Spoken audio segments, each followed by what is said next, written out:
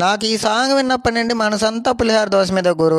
నేనైతే ఇంకా ఏమాత్రం ఆలస్యం చేయకుండా గుంటూరు దాకా వచ్చేసా పులిహార దోశ కోసం. ఏంటి గురు గుంటూరు దాకా వచ్చే పులిహార దోశ కోసం అంటారా? అంత ఫేమస్ అనమాట ఇక్కడైతే. మీరు ఎప్పుడైనా ట్రై చేశారా? ట్రై చేస్తే కామెంట్ చేయండి.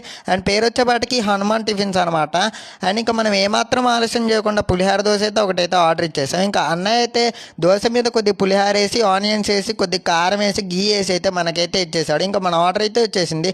ఇంకా కాంబినేషన్ విషయానికి వస్తే కాంబినేషన్ అయితే బ్రీడ్గా అనిపించిన, ఇంకా టేస్ట్ ఎలా ఉంటుంది అనుకుంటే టేస్ట్ అయితే ఎరగదీసింది భయ్య. కొద్దిగా పులిహార ఏమో పుల్ల పుల్లగా, ఇంకా అట్టేమో రోస్ట్గా చాలా బాగుంది. ఇంకా చిట్టి ఇడ్లీ కూడా ఫేమస్ అనమాట. ఇంకా చిట్టి ఇడ్లీకి కూడా ఒక లుక్ వేసేద్దామని చెప్పి ఒక ప్లేట్ అయితే ఆర్డర్ ఇచ్చేసాను చిట్టి ఇడ్లీ అయితే.